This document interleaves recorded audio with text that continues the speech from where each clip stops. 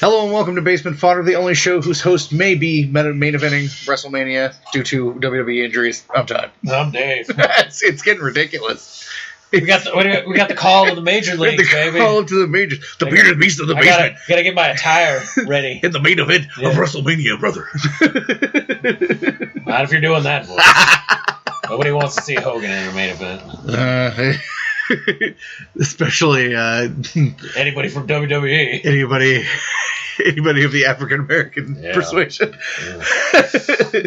Before I can do like Macho Man voice instead, or Demolition. That would be not Demolition, but Talking Animal. Yeah. LOD? Yeah. Oh, what a rush! Really? Okay, I mean, you just if we could main event as a tag team, who would you want to main event against, like on the main roster now, as far as like a tag team goes? Oh, who would I actually want to fight? Yeah. Hit the New Day. I'd want to I want a 45-minute me beating the shit out of fucking Xavier Woods and Kofi Kingston. Xavier Woods trombone and just insert it in his rectum. Oh, yeah. Call it popsicling. Yeah. Like what I'm going to do is, okay, so you're going to be taking out Big E. I'm going to tie Kofi Kingston's hair to the rope so he can't do anything, and then I'm just going to mercilessly beat the shit out of Xavier Woods. I'm afraid of Big E. He would kill me. Why? That fucking move that he does on the apron and shit where he damn near took off Bubba Dudley's head. No. Just tweak his nipples. He's a giant man. He's got bigger tits than half the girls that were in Playboy. He's got some tickle bitties. Yeah, just grab those things and watch his eyeballs come out of his head like the judge from Roger Rabbit. He'd be like, ooh! Like, for my man titties. Like, does the New Day suck now? Yes. Man titties.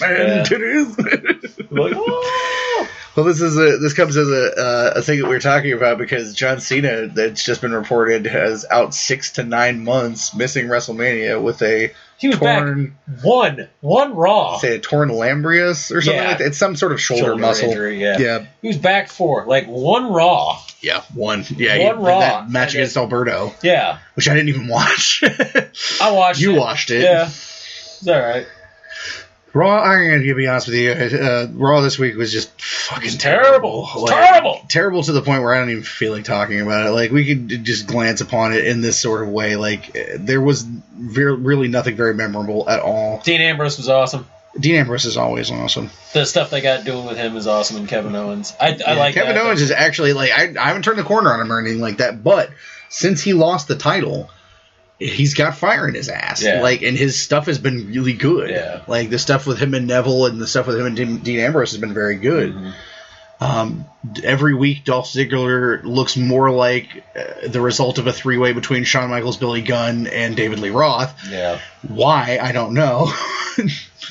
Like, seriously, he really does look like Billy Gunn and Shawn Michaels had a baby. Yeah. Like, and then David Lee Roth dressed it. I don't know. The tag division is shit, but it was hilarious because New Day came out and they were doing their whole shtick, and and then they debuted him that Jericho came back. Yeah, Jericho came back and basically shut down the entire mocked New them Day, mercilessly. And basically announced that he was he was going to be in the main or the Rumble. That's the only really decent piece of news that came out of the show is that the Rumble is going to be for the belt. Yeah, it's going to be for the World Heavyweight Championship. It's going to be a title thing. So Roman Reigns basically has to defend against 29 guys. Yeah. Because it was interesting because they were like, Big Show came out and made such a big deal about I'm going to be in the Rumble, and other people are like, I'm going to be in the Rumble, and it's like nobody cares, and then all of a sudden they're like, oh, well now they do because Jericho's like, I'm going to be in the Rumble, and it's like, what does that matter? Oh, now because it's whoever wins the title. Okay, now we'll probably see some shit too because their roster's hardly hit, so they're probably going to be signing a bunch of free agents. They just did. They just signed AJ Styles and Doc Gallows and fucking Nakamura and another guy, Carl Anderson from New Japan. And I wouldn't be surprised if we also possibly, I think it would be smart to see Samoa Joe and Finn Balor show up in the Rumble. AJ Styles is the most interesting one to me in a way because, for a long time, he could have gone. Yeah. And he said no before. He didn't want to. He made good money doing what he was doing. But I wonder, if he's thinking, okay, I don't want to be like Sting and go too late you know. But the thing about AJ is awesome and amazing and talented as he is, and like if you look at him and I look at him, we'll say like he's not a small guy at all, really. To them, he is. Yeah, oh yeah, he's like because he's under 6 foot, just barely, and he's under like he's maybe 200 pounds. Yeah, but okay, he's insanely talented. He is, and the problem though is like if you look at the big guys they're getting now, you get Stro Baby, who is shit. Like, oh god, yes. The big guys, they're not getting as many big guys these days anymore, and the big guys they're getting, they really have to work with because they're not picking it up as quick. Like, they're hurting people. They're not selling the moves the best and stuff. It's like this isn't the age of the big guy anymore. That, like, Vince has got to get over that thing. That, like, roided up, like, jacked up 7'9" monster shit. It's done. Like, you'll get lucky and you'll get one every once in a while. That's cool. Yeah. But, like, other than, like, Undertaker and, like, Kane and even Big Show, but you've seen how a Big Show moves. Big Show can barely move at this point. Yeah. These guys' careers are, like, ending quicker and quicker. Yeah, it's just, like, partially all this injury stuff, I think, stems from the fact that they've changed their style a lot. And a lot of what they're doing is this, like, very ROH-less, like, indie spot fest kind of shows now. Because with guys like Ambrose and Seth Rollins and guys like that on the roster, and Sin Cara and all those guys, like, they're doing a more high-impact style, and it's resulting in more injuries. Working the style that they worked before, the kind of less slower, methodical kind of quote-unquote WWE style, did not result in as many injuries. Working this, like, doing, 100, 200 and some odd dates a year, working this indie-rific spot fest, like, jumping off of shit constantly is going to get most of your guys hurt. Yeah. And that's, the more of these guys they bring in that are like this, and that are from that category and shit, the more this is going to happen. Yeah. And that's the thing. I know they're trying to go with that, that look, and that's cool, but you can't do that style on a WWE schedule. And that's been said by a lot of people. Like, you can't do that. Yeah. Like, this is why they have the injuries. And, like, even with guys that aren't injury prone, Cesaro and, like, all these guys who, like, have got their body into these shapes where they don't get injuries a lot. Are still getting hurt. Yeah. What's his face from NXT? They brought him over from Japan. I know who you're talking about, yeah. Yeah, he got I forgot his name. Yeah. Like, there's a bunch of them. And then you got guys like Samoa Joe in there who's older, but still has that very, like, X Division, TNA, type pace. And it's like, but doing it at that rate, it will wear you down. And especially the big guys, too. Yeah, and not only is Cena hurt, but Rollins is hurt, Orton is hurt, Cesaro's hurt, fucking so many of these guys. Sin Cara just got hurt. Yeah. I'm trying to think. There's several other people that are in that category. Sasha Banks just got hurt. Yeah. It's just, it's crazy. Sami Zayn is hurt. Yeah. God, it's driving me nuts not to remember the guy's name because he's one of the best. Yeah. But it's just, this high impact style is really just going to decimate that roster. And bringing back Jericho, like guys like Jericho and Brock and stuff for the short term works out. And Brock is of course, a part-timer at best, and Jericho is only going to be there when his band's not touring. Like that, he's stated that I don't know how many times. Like that is the only time you will get him is when Fozzy is not touring. Yeah. And like even with Jericho, he's not gonna. I mean, he can work that style, but like he'll kill himself working it. Mm-hmm. And he won't nowadays. And he really won't do it. Yeah, at over 40, he shouldn't be doing it. And the thing with Cena is, like, Cena's injuries are going to keep getting worse and more frequent because he's 38 years old. He works twice the schedule as most of those guys do. Not only is he physically working a demanding schedule, but he's also doing appearances and Make-A-Wish and all this shit and doing movies and fucking shooting reality shows. Like, this guy goes 1,000 miles an hour every day. Yeah. And he's been the top guy for more than 10 years. Yeah, which normally that doesn't. No one does that. I mean, barring Triple H or something like that, and even like he's not even on a schedule anymore. Yeah, it's definitely something that you know, they're going to have to reevaluate, you know, their whole thing, because they need to reevaluate a lot of stuff anyways, as far as like stories, what they're doing. I think they need to reevaluate the necessariness of, I don't know, the mass amounts of stables that they have now. Like, that new stable that debuted. They just debuted, of where it's like the social media, the social outcast or some shit like that. It was like what, Heath Slater, fucking Bo Dallas, Adam Rose, and Curtis Axel. Yeah. And I was like, good lord, this is like Job Squad 2015 right here. It was like it felt bad. Like, you could tell nobody liked it either, because it was just a bunch of randomies like people were like, what the fucking actual and they're trying to cut like these post promo things, and it's just, I think those were purposefully bad, actually. They were, but it's like, it's just, this is gonna be bad. This is gonna go bad. Like, speaking of bad, the thing that really seriously stuck with me the most from Raw is Vince McMahon's arms. Like, he's been buff like forever now. Veins. But veins, my God. I swear the veins on his arm were as big as my fingers. Like, as big around as them. They were terrifying. Like, that's veiny to a point of disturbing. Like, you could seriously drive a smart car through the veins on his arms. Like, we're just watching him, like, he was reffing in a sleeveless shirt. I'm just like, look at his fucking veins, man. His veins kind of put Batista's to shame. Aren't they disturbing? He's got one that looks like he's got a power line running through his friggin' bicep and shit. I'm like, she's like, you can get are you a cyborg? You can get a French guy to tightrope walk across that damn thing. Like, they're massive. He's 70 years old, and like, he was just in Muscle and Fitness again, and he is fucking enormous. Yeah, but he's all about that stuff. Yeah. I don't know. It's just so veiny. Right now, this is the time of a really questionable time in wrestling, because mainstream wrestling, I feel, is kind of on the downswing. Mm-hmm. But I think things like NXT and Lucha Underground, things of that nature, which are different, are kind of on the rise. You know, that more...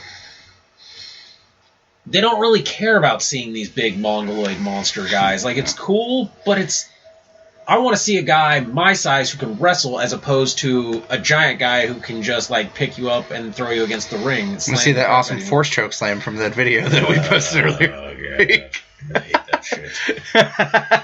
You know. No, I mean, you know, with Lucha Underground getting renewed and, you know, being very popular on the online, and then also... And they have a really good idea about it, too. Yeah. They work in seasons. Yeah, and they're also very heavy story-wise. Very heavy story. Their episodes, mm-hmm. They're very, like, this is smart. This is things that work well, because we are now a binge nation. Mm-hmm. We are, like, we crave... things in that format, you know, Netflix, mm-hmm. Hulu, things of that nature, where you can just watch at your leisure and binge watch, and Agreed. They tell stories better this way. Yeah, I agree. And it's a format that seems to be picking up, like, it seems to be working a lot more. And I mean, too, just look at the guys they have too. Like, I'm super impressed with, like, people like Neville. I could watch Neville wrestle as opposed to most of the guys on the roster. And it's like Lucha Underground is heavy theatrics, heavy like costuming, and guys that can do moves of that nature and stuff. But doing it with other guys that know how to handle those moves, and they survive better. The other cool thing is, like, when they brought in AJ, they also, like I said, brought in Doc Gallows or Luke Gallows or whatever you want to call him, and he's been there before. And is a guy that they don't have to send through NXT necessarily unless they want to. Yeah. He's also a guy for a big dude who's a really tight worker. Yeah. You know, and somebody who's safe. And AJ, that's the thing about AJ. AJ works a really strong style, but he's very safe. He's only hurt like one or two people ever with the Styles Clash. Yeah. And I don't even know if they'd still let him do the Styles Clash. That's a thing, too, because it's one of those weird-ass maneuvers that they sometimes don't like. They're letting Alberto Del Rio jump off the top rope and like double stomp people in the chest off of it. Yeah, like I've seen some very rough landings, and that's actually supposed to be one of those banned moves, and they're letting him do it. So I think they could let Styles do the. I hope so because it's a big part of his thing. Yeah, he's got other moves and stuff too, but yeah. But when you take away a finisher, that's pretty. It was funny that people were talking about it on Facebook. I think it was on. I was in one of the Facebook threads I was reading, and we were like talking about they're gonna give them all wacky new names and stuff because they like to rename everybody. I'm like, you can't really rename AJ because he has AJ tattooed on his torso. Yeah, and you just can't rename him because like that's who he is. We're gonna call him Ray J Stylin, Hip Hop Hillbilly. Yeah, that's gonna happen. I think they're pretty much up shit creek on that one. AJ staying AJ. Hilarious. Yeah. I don't think AJ would even sign with it if he thought they would mess with his character. Depends on why he signed. They didn't mess with Samoa Joe. Yeah, but Joe's not on the main roster either, though. No, and they didn't really bring him in with the intention of putting him on the main roster. No, but they still he's in NXT as Samoa Joe. Like that's what they know him as. It's so ingrained. You're not going to be able to, change that over. Mm-hmm. So. But then they changed a lot of other guys' names who were equally, very popular in the indie scene and shit too. So, I don't know. We'll see. Be an interesting time. But, they all have to go and pay tribute to Vince's arms before they get to be in a match. Yeah, touch the veins. Yeah, thanks. Or you're fired. Man, Stephanie was doing her screeching act. Was it this week or last? Oh, it was last week when Vince got arrested, man. She was like, yeah. God, I was like, Stephanie, I love you, but you're like 1,000% less hot when you do that. Although this week, though, she had like the greatest top on ever. She had like a pair of blue jeans and a blazer, but like she had like a see-through black top on underneath it, and I was like, boobery. It was because there was like the angle where the light hit it, and you could just see right there. Like, that's nice. Yes, that's I love you, Dream Girl. Yeah. Stephanie. Yeah, they're really playing up that whole, like, Roman losing his shit thing, where it's like, she's all like, Mom, my daddy's going to screw you over stuff, and he's like, if your dad screws me over, he's like, I'm going to beat the shit out of him to the point that you're going to have to he was like, you won't need, like, to get referees out here to take him to the back, you're going to need to take him to the hospital. Yeah, and she kind of had that worried look on her face, because it's like, Roman letting loose and letting the rage out has been just like decimating people. So, I mean, I know you kind of have to give Sheamus another match, but I could not give a fuck about that. Nope. Like, I feel like Raw is getting progressively worse for us. Like, we fast forward through more of the show every week. Yeah. Like, I did watch, Becky Lynch and Charlotte had a fine match. Yeah, because they finally... Becky won, and that was awesome. Yeah, and then they finally... And Charlotte was pissed, and she pulled the fuking trigger and went full heel and kicked the shit out of her. Full fucking heel, and... She's a Flair. Yeah. Can't not be a heel. Yeah, it's just in the thing. And... It's interesting that they brought the dad, like, they brought Flair in to transition the heel over, like, first dad helps you, but he starts doing the bad things, and then you do a few bad things, and then next thing you know, you're, like, full on. Your Flair genes kicked in. Yeah. You stomped the fuck out of your best friend. Yeah. So, but that's cool. That just, positions it for she's heel, Becky's the babyface, and that's going to be that feud going on. Paige is somewhere in between. She's like the Paige is kind of a tweener at this point. Like Sasha's out, so she's heelish, but she's not a full heel. Yeah, and then that completely takes that stable out because without Sasha, you've got nothing. Literally, like Naomi can passably get through a match if led. Against what? Maybe the Foxy chick, but that like Alicia Fox is actually a good worker. She is, but that's the only person they can put her against. That it'd be like, true. Okay, any of the other ones, and Naomi gets the shit kicked out of her. And then fucking Tamina. We saw somebody in the crowd that was we want Tamina sign. I was like, who gave you that? Yeah. No one brought that sign. do you want to do? Walk? Because that's all she really does. She walks, and then sometimes she says unity with the other two chicks. Like, I'm serious. She does. That she'll like forearm check somebody. Even when she's supposed to distract, or even when she's supposed to interfere, she botches that horribly too. Like, how could you literally? You must be I don't know if she is adopted or not. I know one of the Snuka kids is adopted. Like, she must be the one that's adopted because you did not get any talent from your father whatsoever. But that was raw. It wasn't exciting. So. I'm going to say a thing about Impact. Now, Impact did move networks again. Yeah. From Destination America to Pop TV, which is even more obscure, believe it or not. But I did DVR it, and it is sitting up there, and I am willing to give it a try. I'm kind of wondering for next week if we should do this, like, see how much of Impact we can get through without fast-forwarding it, and how much of Raw we can get through without fast-forwarding it. Oh, is that what you want to try? Yeah, I want to try that, because I honestly feel like we would get through more of Impact than we would of Raw. Because Impact is more in-ring action and less stupid shenanigan. 20-minute talking sessions. I'm willing to do it. And it's fresher for us.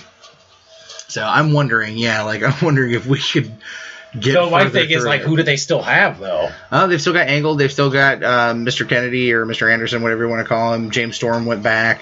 They've got fucking Matt Hardy, Jeff Hardy. Let's see.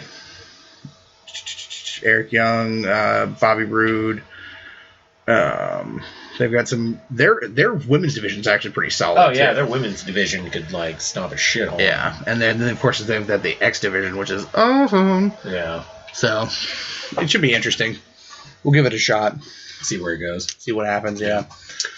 The mid-season, was it the comeback for Supergirl, or was it the actual? Because it said last time it was the mid-season, and there was a couple not episodes. There was like like a week or so for the holidays. Yeah, I guess this is the new one. Theirs was a shorter because it's a shorter season. Yeah. They don't have the. So the cliffhanger sort of thing was resolved from the last Supergirl. Yeah. Did we talk about the last Supergirl? I think we did. Yeah. What did you think about it? I liked it. I think it was interesting. I was wondering how long they were going to kind of do the whole let's keep the Martian Manhunter thing away from Kara. And that proved not too long. Not long at all, because hey, remember, she's Kryptonian, she's got super hearing, so that got heard. They are interesting about this thing with her aunt about like, is she really a bad guy? Like she is, but it's not in the like she's not megalomaniacally evil. Yeah, it's like a survival thing. Like she's a survivalist bad guy. Like to survive what's gonna happen, the world needs to like walk it off and get better or some shit. Her husband, on the other hand, pretty evil. Oh yeah, Non is evil as shit. The one thing I would say about Laura, like I like the actress, but that white streak in her hair drives me insane. Yeah.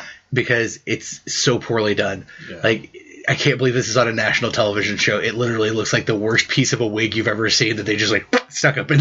Yeah, it's one of those little strip things curled. Yeah, it looks so plastic and fake. It's ridiculous. I'm like, come on, guys. I've seen much better versions of this. This is a pretty high-profile show. Yeah. Like, put 5 more minutes of work and dye a streak of her hair. Something. It's actually really difficult to do. Yeah, I mean, but I've seen better extensions than that. Like they can do a lot better of a job. It's ridiculous.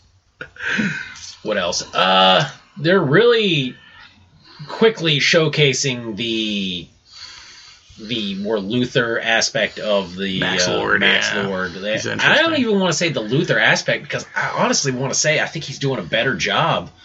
Like, he's much more physical. Like there was a thing where like basically Jimmy broke into his offices to try to figure out what he was doing, and they got Jimmy and like tied him to a chair, and Max was like beating the shit out of him and then threatened him with the biggest damn wrench I've ever seen. And this is why I think Maxwell Lord for this show is really awesome, because not only is he as smart and tech savvy, but he's also like a physically fit guy, Yes. He's that bad guy you got to worry about physically as well as mentally, and like, so he's kind of got the complete bad guy package. Yeah. And, he's been alluding to, like, different things of, like, I'm going to deal with it my way. Yeah, he kind of, like, dropped the pretense this week because, like, it's been a lot of more, like, well, is he a bad guy? Is he not a bad guy? And then this week he was basically, like, he told Alex to go fuck herself, essentially, and, like, get the fuck off my property. And threaten to kill Jimmy if he came back there, and fucking was just very, like, overtly not fucking around. But, I mean, it makes sense, though, because, like, the Kryptonians basically brought it to him, and he's like, all right, you want to play this? We're going to do this. If he's anything like the Max in the comics, like, Max started off kind of as a more jokey figure, like, in the comics and shit, and then, like, more, as it got into more recent times, he became instrumental in a lot of evil that was going, like, the OMAC story is very heavily in him, and Brother Eye and all that shit, and, like, he has mental abilities. Yeah.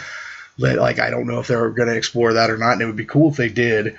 At some point, but then of course, like, it led to Wonder Woman eventually killing him, like, straight up snapping his neck. Yes, because it had to be done. It had to be done, yeah. Yeah. So I've always thought Max was a cool character. Like, he's from that era of Justice League that I used to love as a kid, like the '90s era, Keith Giffen, and DeMatteis era Justice League, and I always thought he was a cool character then, even when he was kind of sillier character. Like, he was just kind of like the Justice League's front man, sort of, that version of the Justice League's front man. But then, like, bringing him back during the OMAC stuff in 52 and the Brother Eye and all that shit like that, that Max is fascinating to me. Yeah.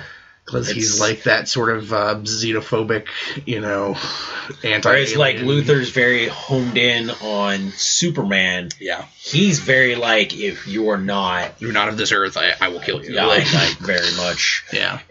It's interesting because him and Sam Lane are very much that type of similar.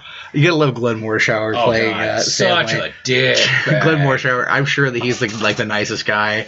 Oh yeah, on Earth or whatever.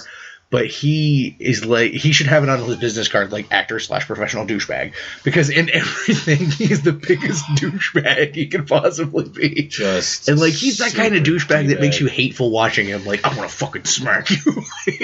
Yeah, I mean, just the biggest hateful d-bag ever. And they also delved into that the aspect of the story where Kat at this point was convinced that Kara is Supergirl, and like was, I'm like, basically like, you have no job unless you admit it to me, sort of a thing. And like, they did the thing where I assumed that they would do all along since they introduced Hank Henshaw as Manhunter, is to have him be her and be Kara at the same time, which was a fun little thing and a good scene, a really good scene. Yeah. Especially, like, I have to give Calista Flockhart credit for that scene, because she actually did a really, like, she's shrill at times. Yeah, she's shrill at times, but you hate to watch. But she is a good actor. Good at that role. Yeah, she is a good actor though.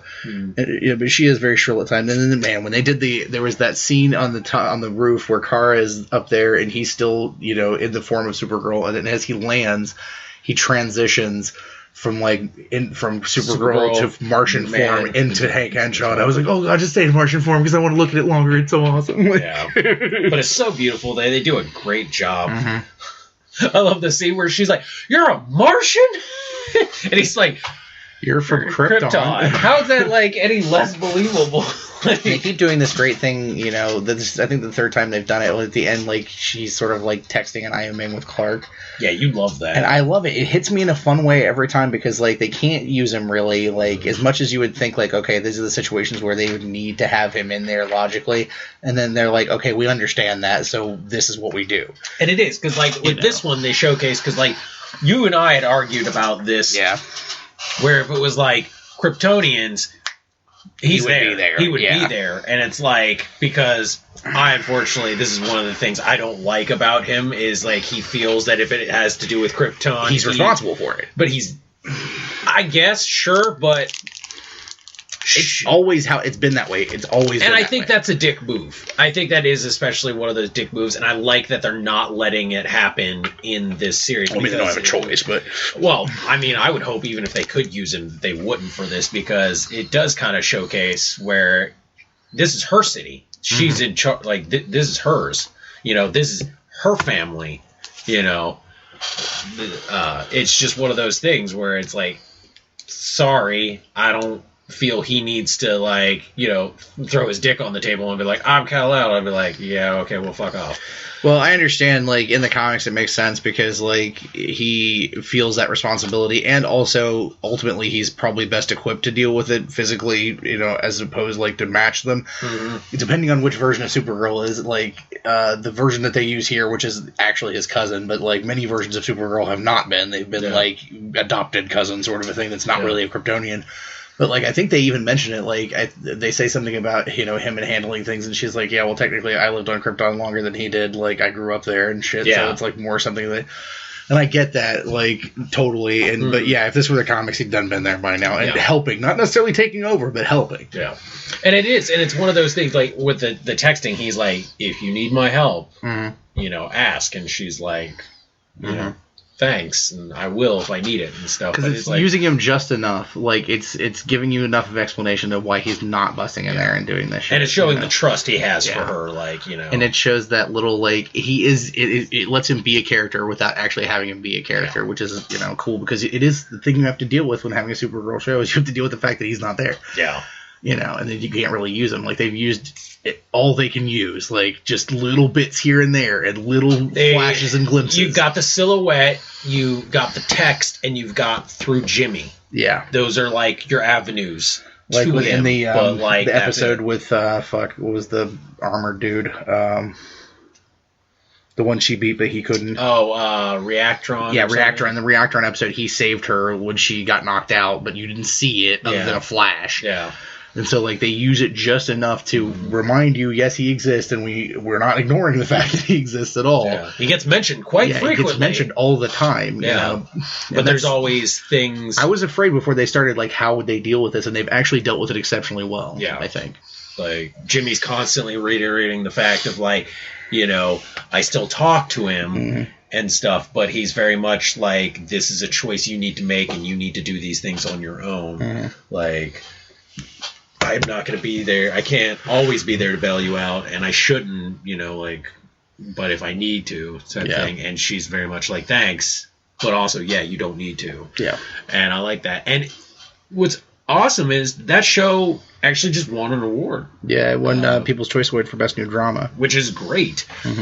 Because it kind of gives you a sense of where the feelings are for that, you know, for the show and stuff. The People's Choice Awards are fan voting type awards. Like, they are the oldest fan voting awards, I think, that exist. Yeah. So, I mean, that's a good... I think that's a good indicator to both, like, us who were kind of still wondering where it fits at in the scheme, and to the network, too, of, like, hey, the fans like this. Yeah. They, especially, I've read a lot of stuff since they went ahead with the Martian Manhunter thing. They really like that, because whereas also you have Superman was kind of a mentor to her. If you can't have him, who else better? Like, I don't know. I almost think... To me, I would prefer to have Jean as my mentor. Well, yeah, Jean is. I agree with that for sure. And the thing is, like, to comic fans, Jean is a very beloved character. Like, oh god, yeah. You know, being both of us being big DC guys, like, we're both big Manhunter fans. Like, Jean, and especially if you watch the animated series and stuff, like, Jean is kind of the heart of the League. Yeah. Always, you know, in that, and like, he is very much that, you know, soulful sort of heart character. Jean is like the one that no matter what. Doesn't matter anyone on the team. He is the default guy where it's like Superman doesn't know what to do, goes to John. Yeah. Batman doesn't know what to do, we'll go to John. Yeah. You know, Diana, all of them. Like, it's one of those things that he is that center point of, like, because of not only the level of intelligence, but the level of heart that he has. Yeah. That he is that character, you know, that people trust. Right. When we were talking earlier, like, we had a conversation earlier, like, you know, who is a better leader of the League? And I was like, well, the thing is, like, the League, it doesn't have a real leader, I think. Yeah. Like, John is, like, their heart and soul, and, like, Superman is, like, their public face. Yeah. Like, he's the guy who's the gold standard or whatever, and then Batman's the tactician. Yeah. And, like, everybody serves a purpose in the League, and there is no, like, top tier and bottom tier or whatever. Like, everybody has a purpose, at least in the way that it should work. Yeah. But yeah, John is more often than not, like, he's the one that through just about every incarnation of the League has remained a part of it. Yeah. And even in the comics, like they did where it was like Justice League America, John was in charge. And then when they transitioned from that to Justice League United, John was in charge. Right. And, it's... Even in the 90s when they split off and did the Task Force in the Europe and stuff, like, John was involved in the Task Force stuff. And when they came back together, again, John's there. Yeah. Because he is that stability of the League. He's that person who's Clark is like part of humanity, even not being human. Yeah. But John is like the observer of humanity. Yeah. And that's an interesting character. I like that. Like the Watcher type guy. And honestly, I would say him, Captain Marvel, and Red Tornado, to an extent, were some of my favorite Justice League characters they used in Young Justice. Yeah. They were very much... Aquaman was good too, but they were very much the type of characters in there that you needed. Because, you look at it, man, Superman and Batman in that show were very distant. That meme. The meme is all I can think of. It's like, Aquaman, his protege, good job, hand on the shoulder. Hand on the shoulder. Superman, awkward, attaboy or whatever. Other Batman, hugs. Yeah. And then there's, Batman's proteges. Well, go fuck yourselves. Yeah. They're all just standing there looking at him like, shit. Yeah. And then I broke my chair. And then the chair broke. It was my chair breaking. It was the chair collapsing. Literally, woo, here we go. Yeah. We're all loosey-goosey now. That's okay. But, yeah, he's a very good character, and it's really interesting to see the style that they picked as far as, which John look they went with, and to see how much they're going to use him in the show. How much are they going to reserve the John Jones as opposed to the Hank Henshaw. But I liked the episode. I liked where it's going. The ending was really interesting. Yeah. There's a lot of... Max Lord is going full fucking doom, full evil. And there's a lot of, what it could be. What the fuck is he doing? What the fuck is he doing stuff. So, that should be interesting. Now, in the news... Yeah, speaking of networks and superhero shows, there have been some good news and some bad news. Good news, NBC ordered a pilot for the work-type sitcom for the, workplace DC Yeah, thing. I can't qualify this as good news. It's just, it's news. It's another show. We'll news. See what happens. Yeah, we'll see what happens.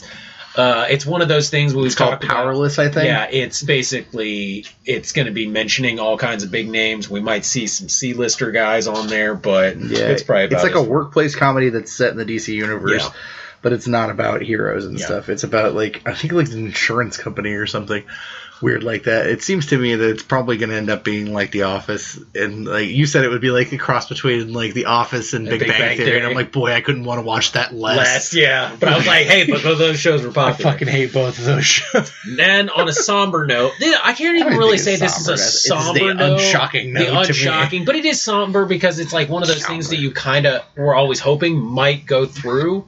Yeah. It finally got officially canceled. The Teen Titans show. The TNT, yeah. TNT. When they said that was going to develop, I'm like, that'll never see the light of day. And you're like, well, I have hope for it. I'm like, yeah, well, it ain't never see the light of day. It won't, but it sucks. It's too bad. It sucks, but this does leave room for those certain characters in Teen Titans to be used in the other shows. Yeah. Wally's in Flash, Roy... Bloodhaven's been mentioned in Arrow, so you could have Nightwing. You never know. I think, Cyborg would be an interesting one. How he would come about, I have no clue, nor do I really care. Cyborg's lame. Was it Starfire? Starfire. She would be really difficult to bring in. I could see her more on the Supergirl show. I am on the Young Justice. God. And then Raven. Raven awesome. would be interesting. Now, I think Raven could fit interestingly into Flash or the Legends of Tomorrow or something like that. I think you could bring it in through Arrow with the magic. Would be cool. Beast Boy would be really interesting. Beast Boy. Beast Boy would definitely be a Flash one. Then there was another piece of news, and this one was like, I was super excited for like 5 seconds until I read the article, and I was like, oh, fuck, well, damn it. And it was like, hey, TNT to revive Tales from the Crypt, and I was like, whoa, and they're like, produced by M. Night Shyamalan, and I was like, well, fuck. Even in a producerial capacity, we're still very much he's like supposed to be writing it and shit too, and I'm like, oh well, I'm so like it drained every fuck from within. Like not a single one. It made Ultra Mega Nega Fuck start to form. And now in movie news, schmovie news.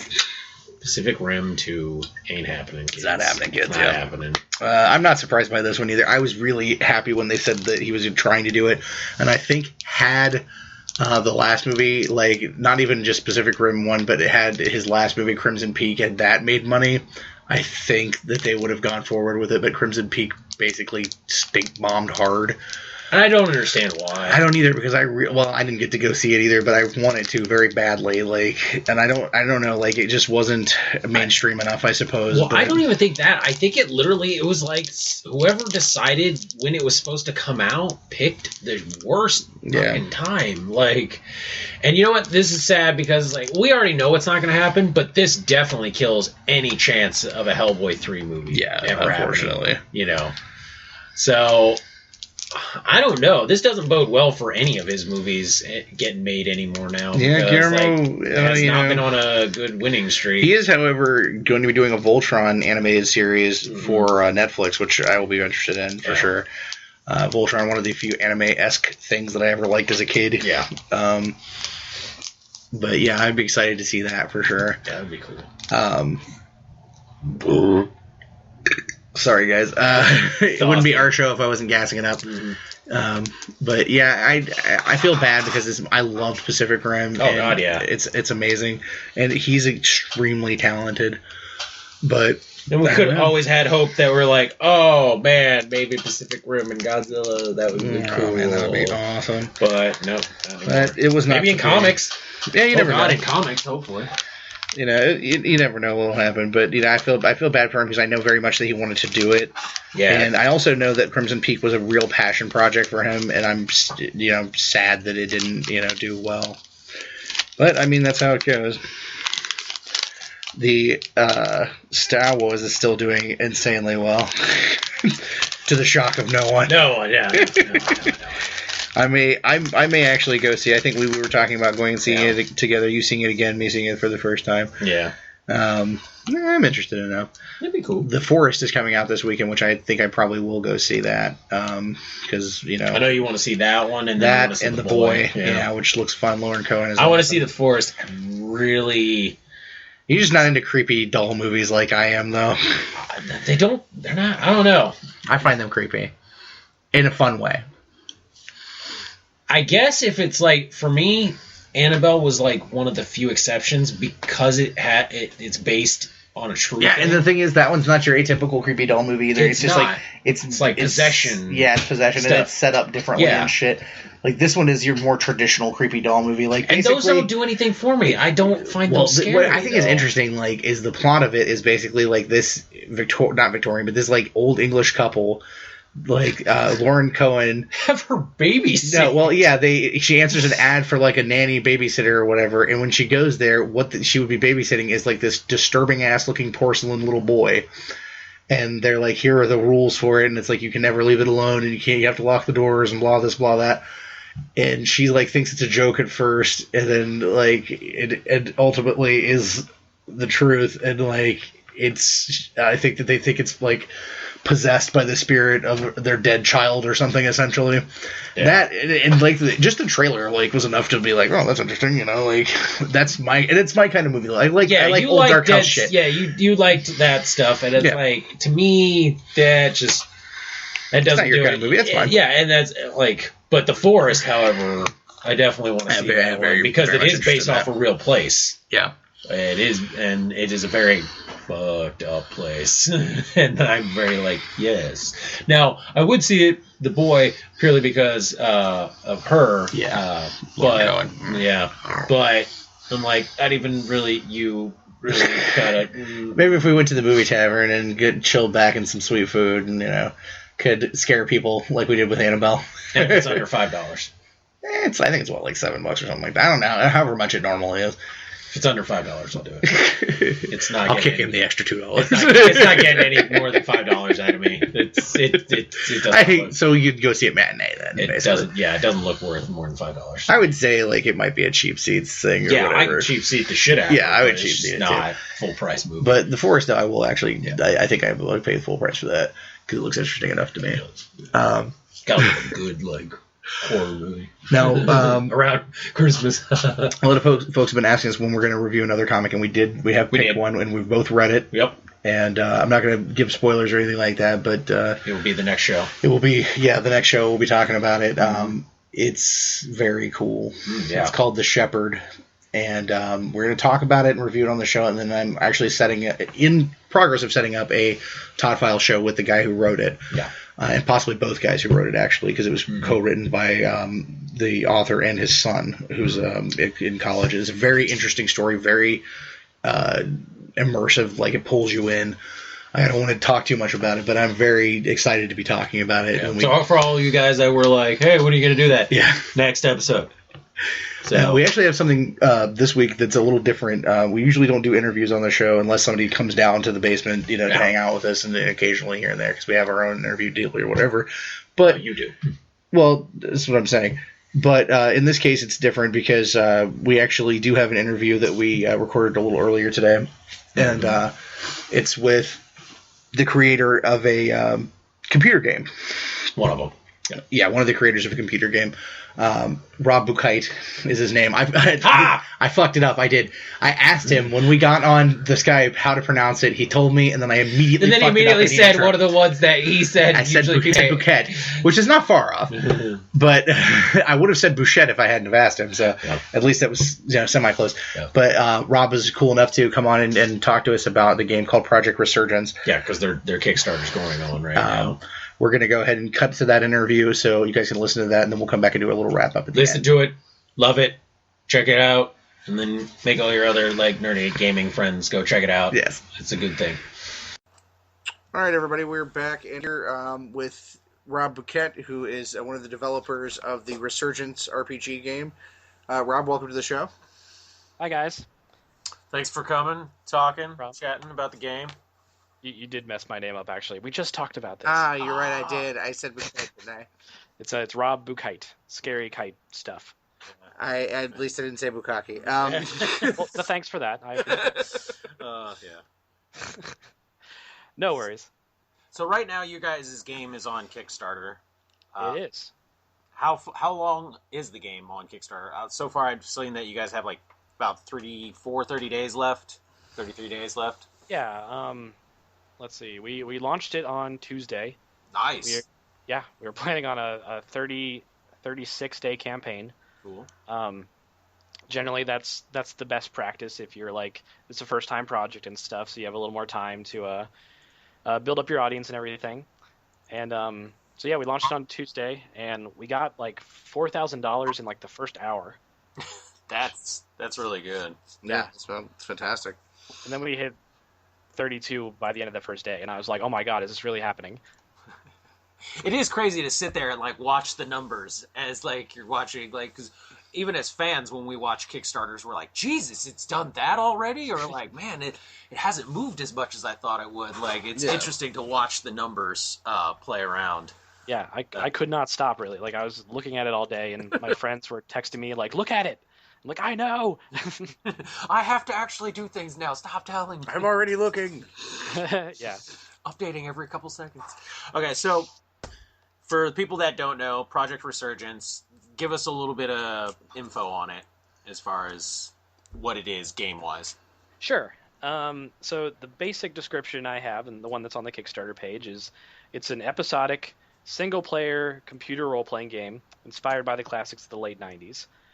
So this is games like Baldur's Gate, the original Fallout games, Arcanum, Planescape Torment, just these classic role-playing experiences that very much inspired by tabletop games that we loved. And we also have we're fusing dark fantasy and dieselpunk into one cohesive world. with very grounded. Yeah, I've noticed a lot of stuff that like that seems to be a fun thing that people are doing now is like they mixing the fantasy with a little bit of like, especially like diesel punk. Yeah. Really? Not a lot, but like you'll see like elements of it. I've seen like TV shows that have come out lately where they kind of want to go towards that mix. Like it seems like it's becoming a thing that people are interested in, and I think that kind of bodes well for the game so far. I hope so. Yeah. I mean, steampunk's a really popular thing. I mean, it's gotten pretty mainstream. Diesel punk's a little bit different. We don't really fall in either camp entirely because we don't really have like the Victorian type of, like, we're not really trying to mirror like Victorian era our world, or like World War I our world. Yeah. We're just thinking of like the world that we created. It's kind of it's post-apocalypse. It was destroyed once, and people went underground and survived, and then many years later they came back out as 5 different tribes and are rebuilding, like at the point that the game takes place. And so technology's advanced to a point where they're early industrial revolution. So you have like revolvers, you have some basic machines, but it's not a lot more advanced than that. You're not really going to see like automatic weapons or anything that crazy. That's cool. So now I got to ask, why this type of game? Like, you know, you said Baldur's Gate, we think like Dungeons, Dragons, Heroes, Champions of Norath. Yeah. Like, why that style of game? That's a good question. I mean, mostly because, like, the team that I put together, we always liked these kind of games. Like, we all loved RPGs. We knew that much, and we particularly loved that Western style of role-playing game where you get to make your own character. There's this vivid world that you can immerse yourself in, and your choices really determine what happens later. Like, a lot of us liked Japanese role-playing games like Final Fantasy and all that too, but you seem to you have a lot less control of what kind of character you can play and like what effect you have on the world. So when we came up with the idea for the game, we really kept getting stuck on these old games that we really loved and all the freedom that you could have as a player, and being able to explore the world, how you play how you want, and have the game react to you. And so that was the thing we all kind of rallied around, in that we wanted to make a modern retelling of like this kind of game. And like we started on this, like I started on the project like 3 years ago, when I was still working like part-time doing other stuff. Yeah. And back then, like there was just a couple big Kickstarters. Like the Pillars of Eternity one had like just come out. I'm like, oh, that was our idea. Dang it! I know. Curse you.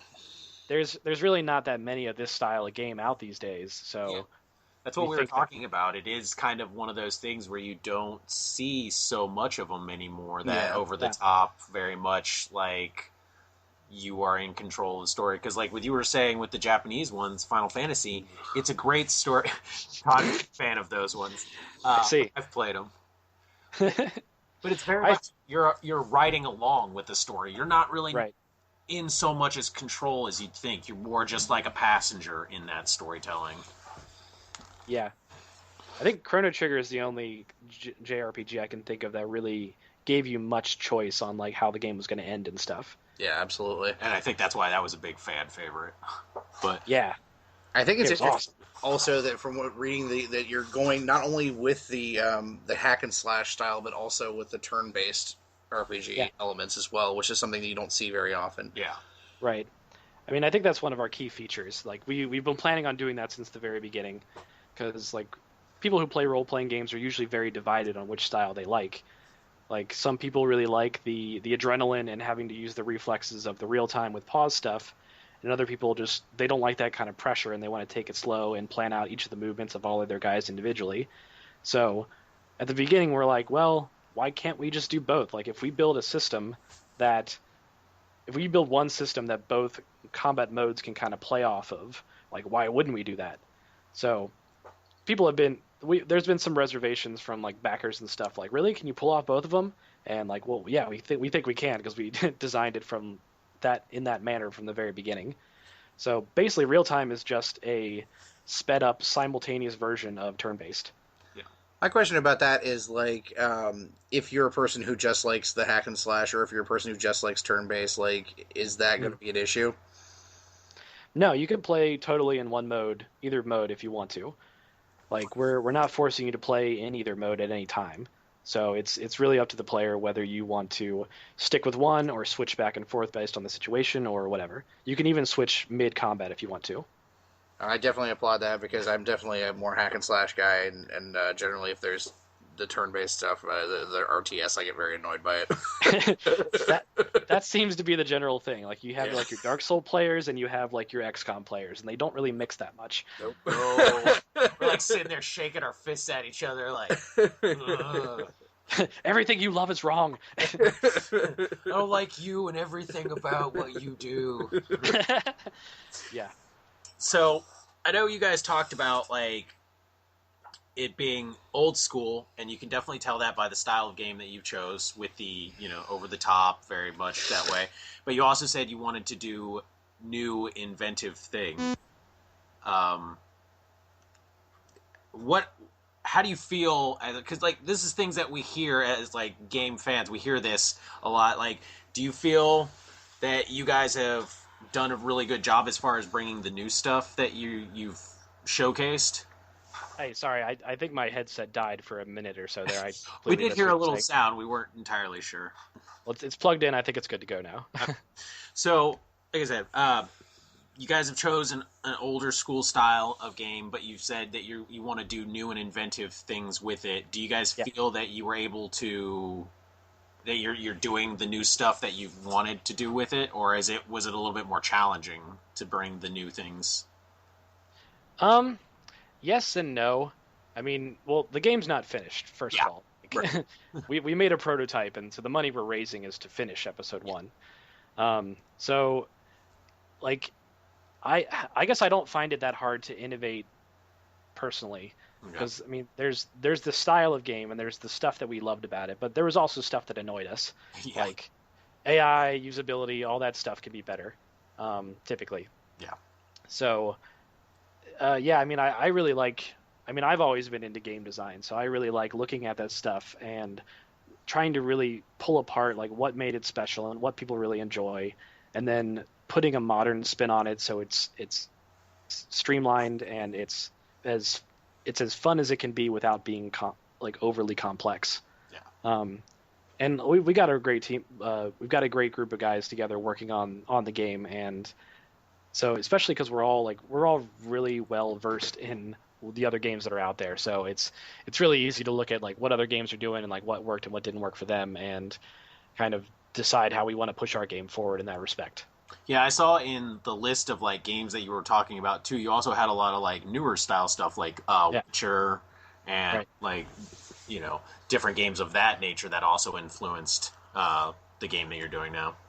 Yeah, I mean, like, we really love the Witcher games just because I haven't found a series that's more, like, really immersed in the setting where you're like, you don't have that much control over what kind of Geralt you're playing. Like, you can just be kind of nice guy or kind of dick guy. Yeah. But, like, I really love how all the side quests, they're all tied into the main storyline, and you really feel like you are the Witcher. Yeah. We're big fans of both that, and we're huge fans of Dragon Age. Yeah, we love Dragon Age. Cool.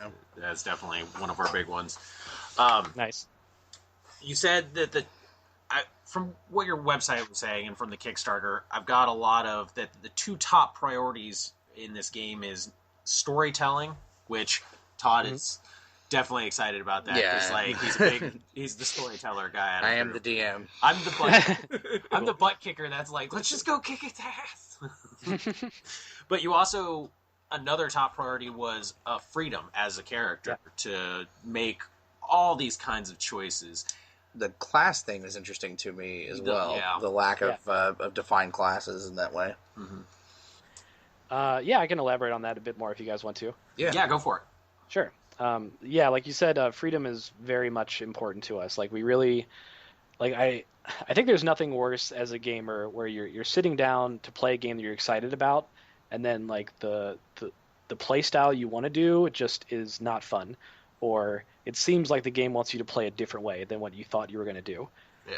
So, and we really want to make it so that players can play the way they want to, essentially. Like we want it to be that, like, we want to have this deep, satisfying combat system, but we also want that you don't even have to engage in combat if you don't want to.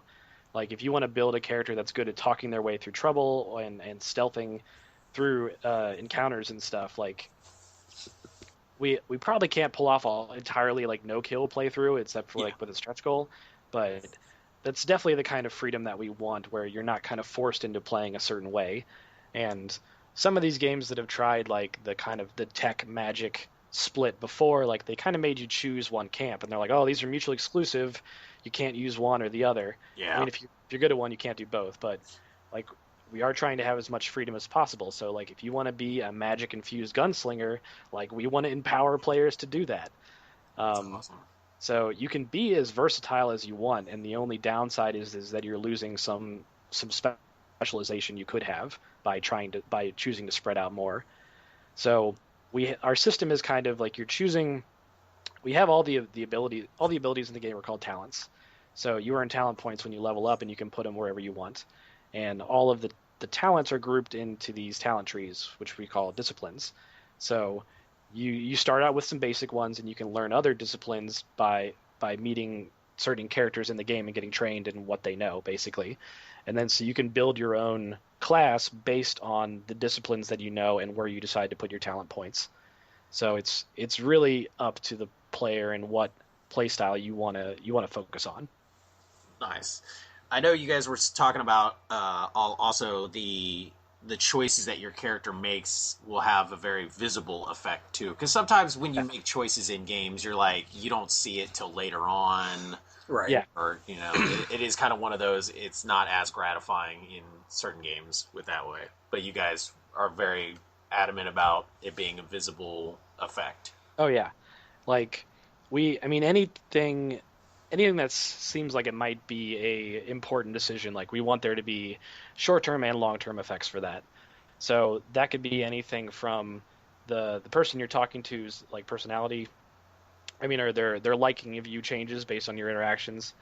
So like if you're mean to them or you steal from them, of course they're going to like you less, and they're not going to cut you a discount in their store anymore, or things like that. I mean, there's one example early in the game that you start. One of our first areas is this mining town you go into, and through the course of the story, you need to go into the mines to kind of there's a disaster in there, and you're supposed to figure out what's going on. So you can kind of choose to ignore all of the people who are trapped in there if you want to, and just like do your job and figure out what's going wrong in there, or you can try to fix everything if you want to.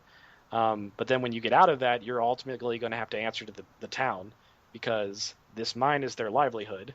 So based on your choices in the mine, they're gonna be very upset with you. Well, depending on what you did. And then Like, you didn't save him. Why not? I'd be like, well, you didn't ask me to. You just said, ask me to figure out what's going on. right, and like deciding whether you choose to like seal up the mines or not, and like what consequences that has for the town, because like this is where their money comes from.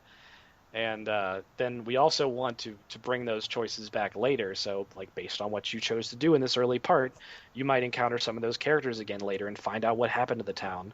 Or we might even choose to go back to that same town later, so you can really see the ramifications of what happened from when you were there early in the game. So, yeah, I mean, we feel like choice doesn't really matter unless you can see what the effects are, and it feels like you actually made a difference as the character. Yeah, because I've played games where it's like, oh, you have choices and stuff, but it's like apparently if you like somebody or they like you meter up so high, even if you make like this horrible decision, they're still like, I'm not liking that decision, but I'm still like okay with you. And I'm like, that doesn't necessarily feel like that's should have what happened. Why not? That's how we interact all the time. But I mean, there should be like, the big crazy decisions and stuff like that where, it does have an effect on a town. Yeah. And I think our companions are going to be the real sounding board through the game. Like, we're not really trying to push like a morality system on the player.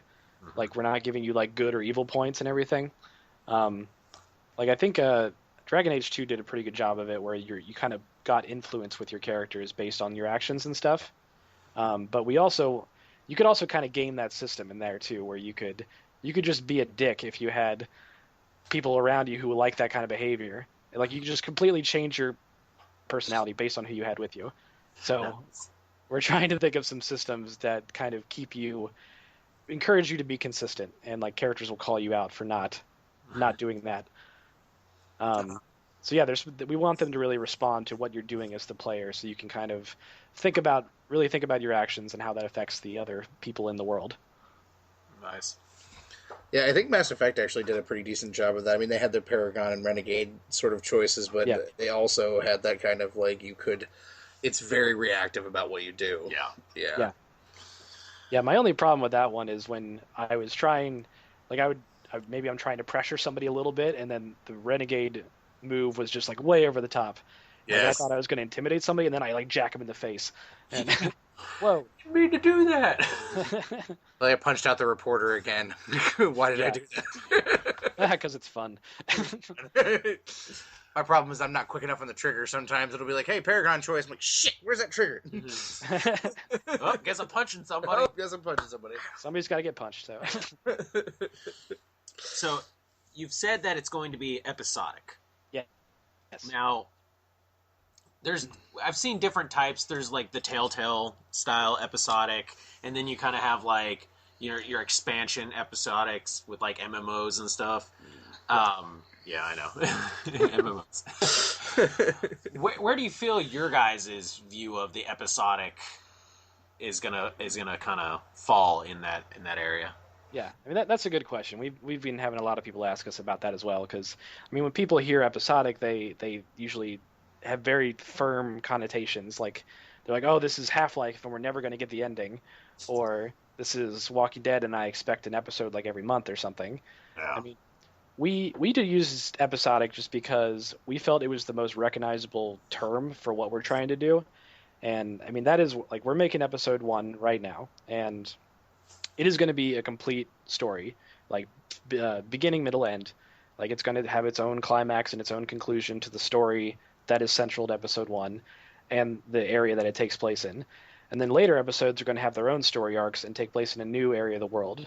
So basically, like, you finish an episode, and then your character knows that you need to go to some other place for your objectives. Like, you're getting on a boat, and then the next episode picks up like weeks later when you're in this new place. And so they're more like D&D campaigns. Like, you finish a campaign, but then you keep that character and move on to another.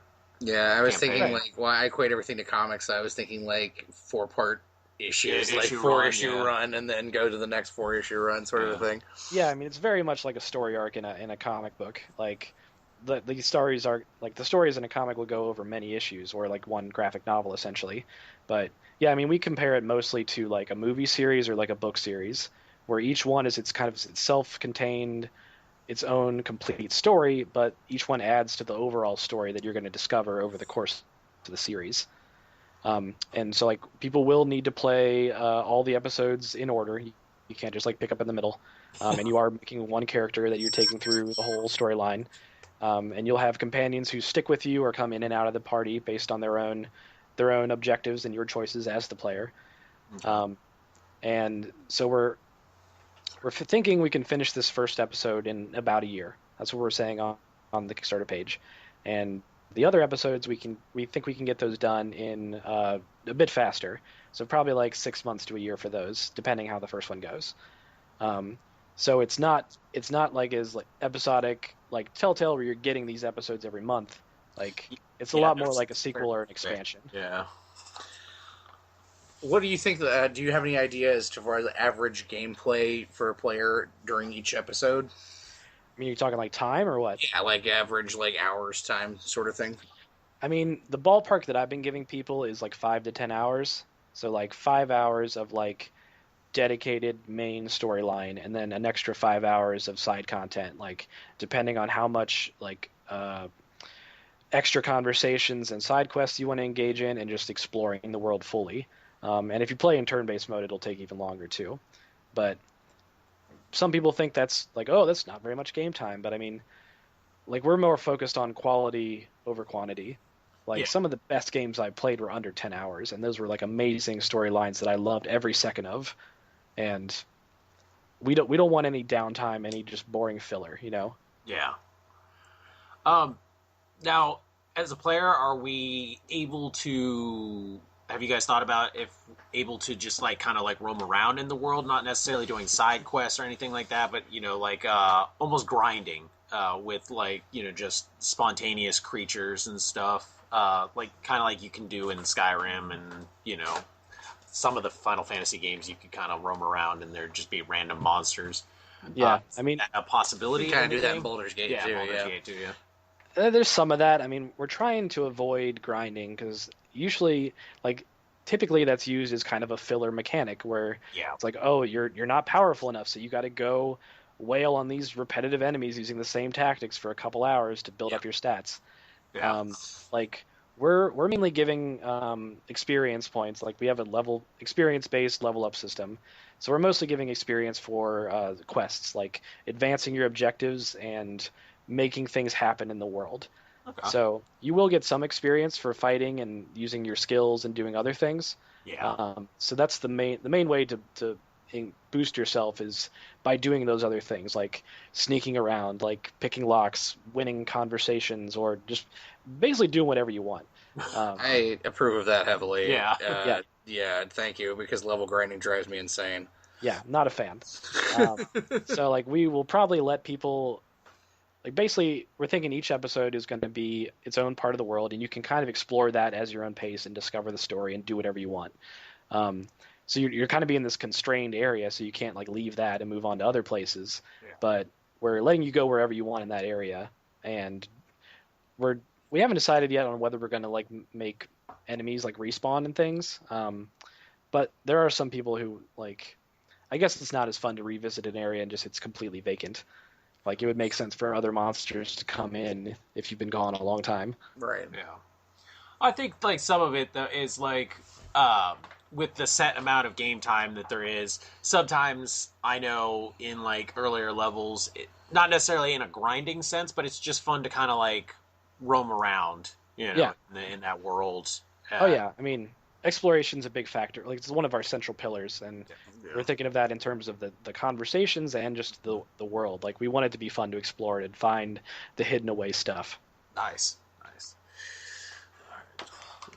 So this is both you and your partner Ben, right? Yeah, Co-Carnage. Co-Carnage, yeah. Of the Twitches. Yes. By the way, love your guys' Kickstarter video. Thought it was hilarious. It was great. Yeah, oh, thanks, guys. I appreciate that. I feel like it's kind of similar to how we do our videos. Like, one person's like, I'm going to be funny and crazy. And then the other one's like, really? Really, dude? Really? Yeah. What? Like, we wanted to be mostly serious, but we wanted to throw our personalities in there and just be a little goofy on occasion, because that's how we are. And that's got to be how the game is. You can't just... Yeah. It's got to be, fun as well as super serious. Yeah, exactly. So, you guys have about, probably, like I said, 30-ish days. 34 days left. 34 days, yes. I don't want to cut your days down. Yeah. So, is there anything that you want to say to, like, the fan base out there? Anything you kind of want to, like, give them... Besides, give me your money? Yeah, besides, give me your money. I mean, if people want to give money, that's great. But, I mean, the big thing that I want to ask for is just that, like, this has been my dream since I was a kid. Like, I wanted to be a game developer. And, like, I went to school for it. Then I had trouble finding a job. And then I just happened to get involved with this passion project in my free time. And, like, I feel like it's the most pure form of game design, like where we're all in it just because we want to be, because we love this idea and we want to see it happen. And most of us, like, getting into game design really depends on what part of the country you live in. Like, if you're near like those big companies that are hiring, and it's all like we all kind of share the same dream of making our own studio and not answering to anybody but our fans, and making a game that we can be really proud of. So this whole Kickstarter just represents, for us, just making the dream a reality. And so my thing is that if you like this kind of game, if you've ever had a dream, like, just tell your friends, anybody you know who you think might like what we're doing, and just help us get as much support out as we can get out there.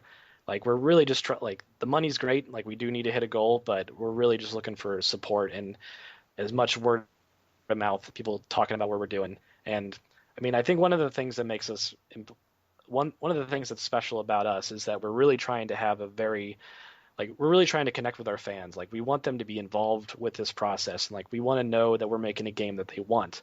So we want their ideas to get in the game, and we want them to tell us what we think is good and bad. Like, I've been talking to a lot of people individually on Twitter, just saying like, well, what do you think? Like, tell me what do you want in this game? And people on Reddit and people on our comments. So we just want to get the word out there, and we hope people like what we're doing, and we hope that they'll talk to us, and we can make this thing better. And we just want to make something cool, and we want it to have as many people a part of that as possible. And it showcases in the, like, I've seen a lot of the rewards for your Kickstarters too, and it seems like it showcases that too, because there's a lot of stuff where it's if you pledge that amount, you get to be very much a part of that process at varying different levels. Like companions, NPCs, stories, different things of that nature. So I mean, it seems that you guys are very much like, just hit us with all the knowledge. You guys are feedback, all that stuff, which is really cool. Most people are just like, we'll give you stuff. Yeah, I mean, we're not just trying to throw T-shirts and stickers at people, so they'll give us money. Like, I mean, a lot of people, like, a lot of us have been playing games our whole life, but not everybody. It takes a really dedicated set of skills to make a game, and just finding the right people and having the right opportunity. So we feel like if we can give people the chance to be in a game, like, to have a little piece of it and say, like, there's my guy, I made that, like, he's got my face. Like, I think that's really cool that we can give other people that chance when they normally wouldn't. Yeah, I think that's very cool. Now, if people want to find out more information about the game, or if they want to talk to you on social media, where can they do that? Well, they can come right to the Kickstarter right now. It's just Project Resurgence on Kickstarter. They come to our website, nectargamestudios.com. That has links to all our social media. We're on Facebook, we're on Twitter, we're on YouTube, and we just some fans started a subreddit. So if you're not sure if you want to back and you have questions, like, that's a great place to go and just ask us about what we're doing, and we'll get back to you as fast as we can. Nice. Assuming everything goes successfully, do you have a launch date in mind? Yeah, we put that on the Kickstarter. We have a whole timeline of our expected development. Like, we're planning about a year, so I think next January is when we're planning to launch the game and get it out for real. But about mid-year, like July-ish, we're going to start putting out some of our core systems tests. Nice. So, like, we want to put just like a compact, just like a very short demo of, like, this is the feature, like, let us know if it feels good and it's fun. And then we're going to do alpha and beta after that, and so the game should be out in January. Nice. And that's the plan. Sounds good. I mean, it sounds like you guys are definitely, like you said, very heavy into feedback and just the best possible game that you guys can do. Exactly. Like, I mean, I feel like having an ego is kind of the enemy of anything creative, Like, you really need to be able to step back and say, like, do I want this just because I want it, or because it's a good idea? And we feel like getting the most feedback we can from other people is the best way to keep ourselves from doing that. Nice. Well, I definitely applaud you guys. I've looked at the Kickstarter. I love those type of games. I remember in my teenage years, me and all my friends, like, literally, like, a whole apartment full of us just sitting around playing, like, Champions of Norath and those type of games. Where we're like, tag, you're in. Awesome. Yeah, I also Champions is a great game myself, but I'm a console gamer, so yeah. Unfortunately, I'm probably not going to get me on that one, but you'll definitely get Dave. And you know what? The more you talk about it, the more it makes me intrigued. But it's I really don't like PC gaming at all. That's okay, man. I'm gonna get him into it. It's cool. I'm gonna get him a controller, and he'll be playing it. I'll happily sit there and watch Dave play it. Ooh, go there. Do this. Do that. All right, well, Rob, thank you very much for being on the show and talking about the game. We'll help you out as much as we can. Throw in, fucking time and yelling at people like, "Hey, go look at this. Play this game. Perfect. Do it. That's exactly what we need. Don't make me start from back and you play it. Look at the game. Look at the game. The game. Nerd. I'm using the front hand. Don't make me use the back hand." Well, yeah. Thanks a lot, guys, for having me on the show. I really appreciate it. And No problem, man. Just letting me talk about it. Like, Yeah, thanks for coming on and talking to us. We really appreciate it. Yeah. Well, I had a great time, and I'm happy to do it again sometime. All right. Thank you. All right, guys. We'll be back in just a minute with the rest of the show. Bye. Okay, so yep, there was the interview that we did with Rob, and thanks a lot for him coming on the show. It sounds like a really interesting game. I'm not, as I said in the interview, not a PC gamer whatsoever. Yeah. But you are, and I think you were planning on probably, doing the Kickstarter for it and everything. Definitely. And I'm proud to say that I backed 2 Kickstarters this week, which is very unusual for me, but I actually randomly stumbled into money. I'll be backing one this morning, and then I'll be backing one maybe next week, and then I'll be backing one probably the week after. Well, I backed Greg Wright's Monstrous book, which looks awesome, in Travis McIntyre Source Point Press. I'll be doing that. You guys check that one out. It's I've got all 4 issues PDF downloaded, and we're going to look at them too. And if we both get into them as much as I think we will, we might talk about them on the show too. Yeah. And I'm going to try to have Greg and Travis on. I actually just they were on JR's show, the CAC show, which I produced, so I got to listen to an interview and not be a part of it, unfortunately. But that is frustrating as all hell. I'll tell you that right now. And then I also backed Bob Sally's Salvagers Kickstarter for issue 5. And I'm sad that I didn't get to back it the last time, but I'm really happy that I got to do it this time. Yeah. And Salvagers is a great book, and I really hope that everybody contributes to it. I think it's going to end up doing very, very well. Well, it should be pretty good. Like, it seems to be doing pretty solid so far. But I think what I'm going to be backing to borrow is the Hex 11 one that I told you about. Yeah. It's by Hex Comic. Well, if you want to tell everybody about that one, go ahead. Well, I mean, it's got like 21 hours to go, so if you guys want to check it out real quick. I mean, by the time this is up, it'll still have a little time left. It'll still have a couple. I mean, it's fully funded, so if you guys just want to jump on there and get some on there, it's called Hex 11. It's the Volume 1. Hex 11, The Magic Arises, or The Magic Age Arises. It's interesting. It's very... I kind of want to say it's magic, but like the way they've drawn the magic is very kind of circuitry, very like a little tech with it. Yeah. Like a kind of like Warlock from New Mutants, very like technophage kind of magic. Definitely go check it out if it's your type of thing. They've got like, PDF backing you can do where they'll print. There's a bunch of different stuff. It's got, right now, I think it's sitting at like 21 hours to go. So if you guys want to check it out, I'm sure when this airs, it'll probably be a lot less. So, hurry up and check it out real quick. You guys can, big congratulations to Josh Blaylock and Devil's Due for the Mercy Sparks Kickstarter, which I think doubled its goal or more. Awesome. I didn't get a chance to do it because I didn't have the money, unfortunately, but I'm glad for everybody who did get to do it because the Mercy Sparks Omnibus, I'm sure, is going to be awesome. Excuse me. I didn't see the announcement that I did on the main Facebook page. We have 2 new family members in the Basement of Doom family. I have a new producer for the Todd Files, a producer in the way that basically he's kind of my booking agent. He's going to be handling all the booking that we do, and like basically this boils down to I'm a horrible scheduler, and like I'm very bad at getting back to people when I should, and very behind. That's why the Todd Files is a little bit disorganized right now. But the man with the greatest Viking name of all time, Ragnvald J. Dandy, is the new producer of the Todd File. So welcome, Raj, to the fold at the Basement of Doom fold, and of course, my multiple time tag partner on multiple different shows, the great Michelle Joy Gallagher, amazing podcaster and poet, is going to be my new part-time co-host on the Todd Files show. We had such a great time doing the Todd Files together, and and doing as an interview, that we decided to. We've always kind of wanted to work together for the last year or so, and we've done. I've guested on shows for her, and she's guested on here too. So we just decided to make it a kind of more permanent thing.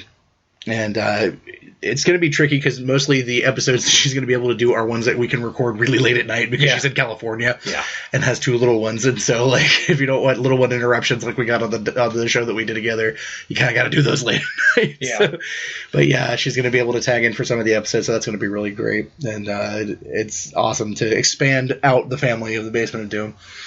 And Roger actually sent me a picture of this great mask that he got years ago at a Renaissance fair. So it was fated to be. He comes pre-equipped with a mask. And of course, Michelle already has hers. Yeah.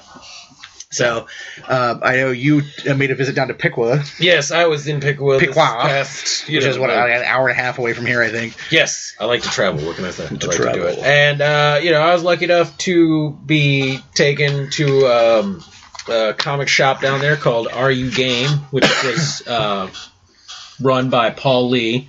It's a great shop. Definitely has a lot of like the old school like white boxes you can just dig through for hours. Yeah, I know. It's just like heaven. You're just like, I need to do that this weekend because I am low on new comics. Oh yeah. Oh god, they're very good.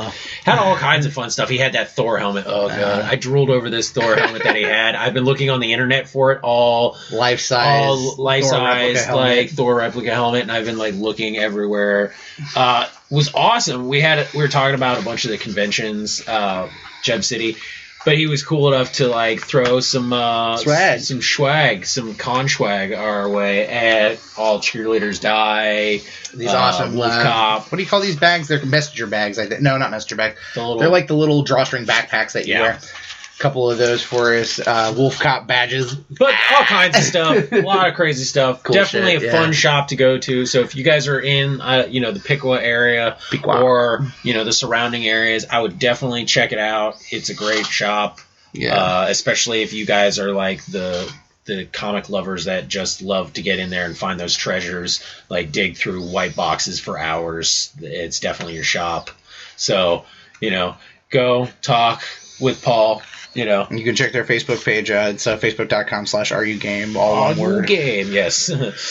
Now it's AREU game. It's like, I know some people would be like, well, is it R and U game? And then a bunch of different ways. So it's RU game. It's 1410 Edge Street in Piqua, Ohio. They do have like the Facebook page. Definitely check them out and show your local comic shop some love. Have fun. Hopefully when the Piqua Con rolls around this year, I might go down for that. Yeah, I'll be able to check it out then. I want to say a shout out to our buddy Matt Metzger and his partner Ben that do the Not Another Origin Story podcast, which I've been listening to very heavily this week. And of course I've listened to it before, but I'm catching up on episodes. And they did an episode on basically the premise of their show is they take comic related movies and they kind of they watch them and then they break them down and they don't dog movies unless they're really bad, but like they kind of just make humorous observations about them. Yeah. And they did an episode on Time Cop, which I think is just probably the best example of what they do. And so I just really urge anyone who's into that sort of format to go and check it out. Mm-hmm. They're on Stitcher. They're on iTunes. I was using the Stitcher app that I downloaded for Android on my phone. And absolutely fucking hilarious. I damn near pissed myself listening to it. You never realize how bad some movies are until you really break them down. And I love that movie. Oh, yeah. I love how bad that movie is. But boy, it's bad. But they were nice enough to give us a shout out on their last show, which is really. And Matt is a great asshole. I love him. Yeah. By the way, Matt, never listened to a single episode of your show. Just want you to know. Dave that comes from the heart, buddy. Dave comes from the heart. To the podcast. Yeah. No. Not listen to a single one. That's to be fair, Dave doesn't really listen to most people's shows. I think you only listen to like 2 or 3 different podcasts, and none of them are like wouldn't be anybody that we would know. Yep. Nope. Don't listen to mine. Don't listen to anyone. No. Nothing personal. Yeah. You either gotta have like a really nice voice, which not any motherfuckers do, or you gotta be Kevin Smith, and neither motherfuckers are. You might look like them, but you're not. So yeah, you just don't love me that much.